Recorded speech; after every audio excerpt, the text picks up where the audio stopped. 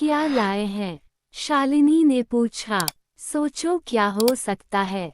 शालू मुस्कुराकर बोली, क्या होगा, सिनेमा के टिकट होंगे या फिर होटल में डिनर का ऑफर। नहीं डार्लिंग, हम कल एक हफ्ते के लिए शिमला जा रहे हैं। क्या नज़ारा होगा तुम कल्पना भी नहीं कर सकती। चलो फटाफट पैकिंग कर लो। दूसरे दिन जब वे शिमला पहुंचे तो लगभग सारे होटल बुक थे और फिर ऑटो वाले की सहायता से जो होटल मिला उसे देखकर रोहन को जबरदस्त झटका लगा। वही होटल और वही कमरा जहां वह पहली बार रश्मि को लेकर आया था। उसे सकते में देखकर शालिनी बोली, क्या हुआ, आप कहाँ खो गए? कुछ नहीं, बस यूं ही जरा सोच रहा था कि देखो वक्त भी क्या क्या खेल दिखाता है। अभी कुछ दिन की तो बात है, मैं किसी काम से शिमला में आया था और उस वक्त भी यही होटल और यही कमरा था। शालिनी, रोहन ने आधा झूठ और आधा सच बोला। वो उसे यह कैसे बताता कि यहाँ इसी कमरे में उसने और रश्मि ने अपना हनीमून मनाया था। झूठ तो उसने कह दिया, किंतु उसका मन उखड़ गया था।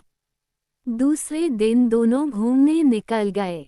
ये भी अजीब बात थी, जिस रश्मि को छोड़कर शालिनी के लिए वह बेताब था और उसके साथ शादी करके उसके साथ हनीमून मनाने आया था, उसे छोड़कर हर जगह उसे रश्मि नजर आ रही थी। वह काफी परेशान हो रहा था। उसके अंदर यह बदलाव शालिनी भी महसूस कर रही थी, परंतु उसने सोचा कि हो सकता है कोई ऑफिस की बात उसे परेशान कर रही हो। उसने बहुत पूछा भी, परंतु उसने उसे टाल दिया। आज उसे लगा कि 2-2 नावों पर सवार होना कितना कठिन है। होटल आकर वह बिस्तर पर ढेर सा हो गया। क्या बात है रोहन, काफी थके थके से लग रहे हो और काफी परेशान भी। रोहन ने कहा, हाँ थक तो गया हूँ। ऐसा करते हैं शालिनी, वापस चलते हैं। क्यों? बस ऑफिस का एक जरूरी काम याद आ गया, जाना जरूरी है, फिर कभी प्रोग्राम बना लेंगे। ठीक है, शालिनी बोली और फिर पैकिंग करने लगी। दूसरे दिन वापस आ गए। सब काम अपने धर्रे पर चलने लगे। एक दिन रोहन व शालिनी शॉपिंग के लिए गए तो उन्होंने रितिका को देखा। वह अपनी सहेली के साथ स्कूटी पर जा रही थी। तभी एक बाइक सवार ने उसकी स्कूटी में टक्कर मार दी और वे दोनों गिर पड़ी। रोहन और शालिनी उसकी तरफ दौड़े। उसे उठाने के लिए शालिनी ने हाथ बढ़ाया तो उसने बड़ी नफरत से उसका हाथ झटक दिया। शालिनी ने कहा, रितिका, तुम ठीक तो हो? तुम तो ठीक हो, मैं ठीक हूँ या नहीं इससे तुम्हें क्या फर्क पड़ता है? रितिका ने गुस्से और नफरत से कहा। ऐसा न कहो बेटा, मैं तुम्हारी माँ के समान हूँ, शालिनी ने कुछ मायूसी से कहा। आप जानती हैं कि माँ क्या होती है? कभी आपने जाना माँ को? माँ तो बस देना ही जानती है और आपने तो बस छीनना ही जाना है। हमसे हमारे पापा को छीना, हमारे घर की सुख शांति छीनी, मेरी माँ का सुहाग छीना। आप क्या जाने माँ और माँ के त्याग को। रितिका, क्या तुमने बात करने की तमीज छोड़ दी? रोहन ने चिल्लाते हुए कहा। पापा, मैंने तो सिर्फ बात करने की तमीज छोड़ी है, किंतु आपने तो हम सबको छोड़ दिया। और सिसकते हुए रितिका अपने जख्म को बिना देखे चली गई। दोनों का मूड खराब हो गया था। दोनों वापस घर आ गए। दूसरे दिन रोहन अपने ऑफिस चला गया। शालिनी के कानों में रितिका के कहे शब्द हथौड़े की तरह पड़ रहे थे। जानती हो माँ क्या होती है? तुमने तो बस छीना है, तुमने मेरे पापा को छीना है, हमारे घर की सुख शांति छीनी है। छीनी है, छीनी है, छीनी है। हाँ, मैंने अपनी सहेली का घर उजाड़ा है, उसे बर्बाद कर दिया है। मैं दोषी हूँ। एकाएक शालिनी अपना सिर पकड़कर जोर जोर से चिल्लाई। तभी अचानक रोहन आ गया। बोला, क्या हुआ शालू, तुम चिल्ला क्यों रही थी? क्यों परेशान लग रही हो? कुछ खास नहीं, बस यूं ही कुछ पुरानी यादें याद हो आई थीं। मगर तुम कैसे आ गए? वे अपने कुछ जरूरी कागजात घर भूल गया था। शालिनी, लिफाफे में कुछ कागज थे, तुमने देखे क्या? नहीं तो। कहाँ रखे थे? अलमारी में थे। जरा देखो तो, रोहन ने कहा और फिर सोफे पर बैठ गया। शालिनी बेडरूम की तरफ थी। थोड़ी दूर ही चली थी कि गिर पड़ी। अरे, क्या हुआ? रोहन तेजी से उसकी तरफ लपका। शालिनी को उठाकर बेड पर लिटाया और पानी लाकर उसके चेहरे पर छींटे मारने लगा। शालिनी ने धीरे से आंखें खोलीं। क्या हुआ शालू? तबीयत खराब थी तो मुझे बताया होता। मैं पहले तुम्हें डॉक्टर के पास ले जाता। खैर, कोई बात नहीं, अब चलते हैं। नहीं रोहन, मुझे नहीं जाना डॉक्टर के पास। कोई खास बात नहीं है, मैं ठीक हूँ। रोहन उसका माथा सहलाने लगा। देखो शालिनी, लगता है अकेलेपन की वजह से तुम्हारी तबीयत खराब हो गई है, कुछ व्यस्त रहा करो। रोहन, मैंने बहुत गलत काम किया है न, बहुत बड़ी गलती की है। कौन सी गलती शालू? मैंने अपनी सहेली का पति छीना, उसका घर उजाड़ा दिया, उसकी हाय लगेगी मुझे। हमने कोई गलत काम नहीं किया है शालू, हमने प्यार किया है। दोनों एक साथ जीवन गुजारना चाहते हैं। शादी की है, क्या गलत किया है? मैंने तो रश्मि को भी कहा था कि वह हमारे साथ रहे। क्या दो पत्नियां एक साथ नहीं रह सकती, और यदि नहीं तो हम क्या कर सकते हैं? मैं तो उसका खर्चा भी उठाने को तैयार था, किंतु वह ज्यादा स्वाभिमानी बनना चाहती है तो उसमें हमारा क्या दोष? उसके बाद रोहन उसे समझा बुझाकर वापस अपने ऑफिस चला गया। शालिनी ने एक नॉवल उठाया, परंतु उसका मन फिर किसी भी काम में नहीं लगा। बार बार उसे रितिका की बात याद आ रही थी। उसका मन फिर किसी भी काम नहीं लगा। बार बार उसे रितिका की बात याद आ रही थी।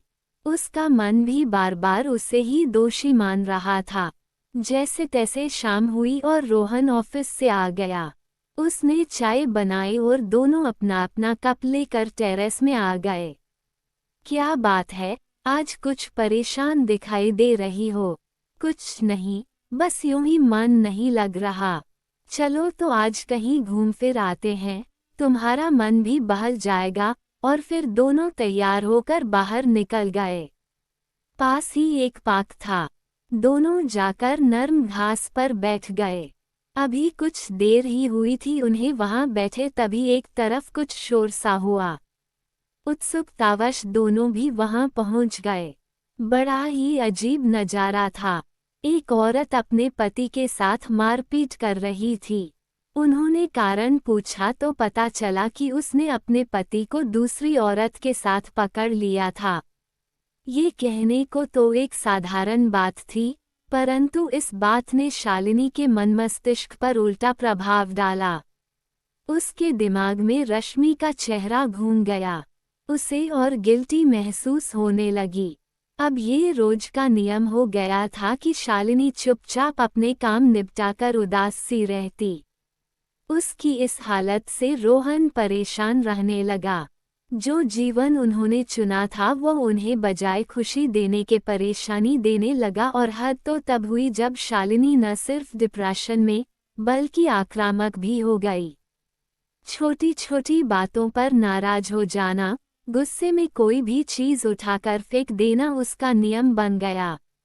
एक दिन तो छोटी सी कहासुनी पर शालिनी ने कप उठाकर रोहन को दे मारा। तब रोहन को लगा कि अब कुछ ठीक नहीं है। वो उसे लेकर न्यूरोलॉजिस्ट के पास गया।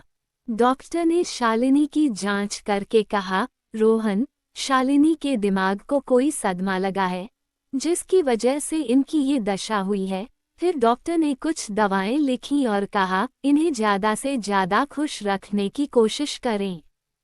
दवा चलती रही। रोहन हर संभव कोशिश करता कि शालिनी खुश रहे, पर कहीं न कहीं से कुछ ऐसा हो जाता कि शालिनी को रश्मि का बुझा चेहरा और ऋतिका के शब्द याद आ जाते। उसकी हालत बद से बदतर होती जा रही थी। अब इस बात की चर्चा आसपास भी होने लगी थी। अभी दोपहर को वह बालकनी में खड़ी थी कि रूहेला ने इशारा करते हुए नीलिमा से कहा, सुना है शालिनी न्यूरोलॉजिस्ट के पास गई थी। उन्हें कुछ दिमागी बीमारी है। अरे भाई, किसी का बुरा करके कोई सुखी हुआ है कभी? मुझे तो बेचारी रश्मि पर तरस आता है। इसने उसका पति छीन कर उसे और उसके 2 बच्चों के साथ बुरा किया। अब भरेगी भी तो यही, नीलिमा बोली। इतना सुनकर शालिनी कमरे में आ गई और आते ही बस्तर पर पड़ गई। जब लंच के लिए रोहन आया तो उसने देखा और तुरंत उसे लेकर डॉक्टर के यहाँ गया। डॉक्टर साहब चिंतित होकर बोले, रोहन, इतनी दवा के बावजूद शालिनी में कोई सुधार नहीं हो रहा है। मुझे लगता है कि इन्हें हॉस्पिटलाइज करना पड़ेगा। कुछ भी कीजिए डॉक्टर साहब, परंतु शालिनी को ठीक कर दीजिए। उसी समय डॉक्टर ने शालिनी को दाखिल कर लिया। रोहन अब तेरी मुसीबत में फंस गया। एक तरफ उसका काम, दूसरी तरफ घर और अब अस्पताल भी सुबह शाम जाना। वह बुरी तरह थक चुका था। उस दिन के बारे में सोचता जब वह शालिनी को लेकर घर और बच्चों को छोड़ कर आया था। विवाहेतर संबंधों का सच अब उसकी समझ में अच्छी तरह से आ रहा था, परंतु क्या हो सकता था? अब गले पड़े ढोल को बजाने के सिवा कोई चारा नहीं था। न तो वह शालिनी को छोड़कर वापस रश्मि के पास जा सकता था और शालिनी थी कि वह ठीक होने का नाम ही नहीं ले रही थी। खैर, जैसे तैसे वह अपनी तीनों जिम्मेदारियां निभाने की कोशिश कर रहा था। एक दिन रश्मि बाजार गई, वहीं उसे कविता मिली। दोनों ही बड़ी गर्मजोशी से मिली। तभी कविता बोली, चल, बहुत दिनों के बाद मिली हैं, कहीं बैठकर कॉफी पीती हैं। नहीं कविता, जल्दी घर जाना है। बच्चों के पेपर चल रहे हैं, रश्मि ने जवाब दिया। चल भी न, कितने दिनों बाद तो मिली हैं, थोड़ी गपशप हो जाएगी। और फिर दोनों एक कैफे हाउस में चली गईं। बातें करते करते बात शालिनी पर आकर ठहर गई। अचानक कविता बोली, सुना है रश्मि आजकल रोहन बहुत परेशानी में है। क्यों? अब तो उसे खुश रहना चाहिए। उसने शालिनी से शादी भी कर ली जो वह चाहता था, और मैं भी उससे कोई वास्ता नहीं रखती जिसका उसे डर था। अरे, ये सब तो ठीक है, परंतु सुना है शालिनी डिप्रेशन में आ गई है और आजकल सिटी अस्पताल में दाखिल है। डिप्रेशन में वह, परंतु उसे तो वह सब प्राप्त है जिसकी उसको चाह थी, अब उसे और क्या चाहिए? देखा जाए तो डिप्रेशन में तो मुझे आना चाहिए, मेरा तो सब कुछ उसने छीन लिया है। खैर, छोड़ो, सब समय का खेल है, नहीं तो मैं क्यों अपना घर छोड़कर रोहन के साथ घर बसाती। पर कविता, ये तो बता कि तुझे कैसे पता चला कि वो सिटी अस्पताल में दाखिल है? अरे, मैं तो इनके एक दोस्त को देखने गई थी तो वहाँ रोहन मिले थे, वही बता रहे थे। अच्छा, किस वार्ड में है? रूम नंबर क्या है? रश्मि ने पूछा। क्यों, अब भी तुझे उससे मिलने जाना है? कविता ने पूछा। हाँ यार, सोच रही हूँ मिल लेती हूँ। कुछ भी हो, वह मेरी सहेली है और उसकी देखभाल करने वाला कोई भी तो नहीं। उसकी करनी उसके साथ और मेरी करनी मेरे साथ। कह रश्मि शालिनी का रूम नंबर लेकर घर आ गई। शलभ और ऋतिका ने उससे बहुत मना किया, परंतु उसने यही कहा कि इस सारे किस्से में जितनी गुनहगार शालिनी है उससे कहीं अधिक गुनहगार रोहन है और इसका खमियाजा अकेली शालिनी उठा रही है। अकेले दिन वह शालिनी से मिलने अस्पताल पहुंची। वहां उसने देखा कि शालिनी चीख चिल्ला रही है। तभी डॉक्टर आए और उसे नींद का इंजेक्शन लगा दिया। धीरे धीरे शालिनी नींद के आगोश में चली गई। रश्मि वहां रखी कुर्सी पर बैठकर गहरी सोच में डूब गई। उसे शालिनी पर बड़ा तरस आ रहा था। वह सोच रही थी, क्या ये वही शालिनी है जो उसके पास आई थी तब? कितनी निर्मल, कितनी खुशमिजाज और सुंदर थी, और आज ऐसे पड़ी है बेचारी। रश्मि का दिमाग कुछ कह रहा था और दिल कुछ और। दिल तो कह रहा था कि यह उसकी सहेली है, उसे ऐसी हालत में नहीं छोड़ना चाहिए, मगर दिमाग में तो चल रहा था कि उसने उसके साथ क्या किया था। वह बड़ी दुविधा में पड़ी थी, परंतु उसके पैर डॉक्टर के कैबिन की तरफ चल पड़े। डॉक्टर साहब, मैं अंदर आ सकती हूँ? रश्मि ने पूछा। यस, कम इन, डॉक्टर बोले। उसने डॉक्टर साहब से शालिनी के बारे में सारी जानकारी ली और उसे डिस्चार्ज करा लिया। अगले दिन जब रोहन शालिनी के कमरे में पहुंचा तो शालिनी वहां नहीं थी। उसने नर्स से पूछा तो उसने बताया कि कल कोई मेम साहब आई थीं। अपने को उसका दूर का रिश्तेदार बता रही थीं। वे ही उसे अपने साथ ले गई हैं। रोहन ने बहुत खोजबीन की, परंतु कुछ हासिल न हुआ। उसने बहुत हंगामा भी किया, किंतु कुछ हाथ न लगा तो उसने डॉक्टर को धमकी दी कि वह लापरवाही के तहत पुलिस में एफआईआर दर्ज कराएगा, परंतु डॉक्टर ने उसे न जाने क्या पट्टी पढ़ाई कि वह चुपचाप अपने घर चला गया।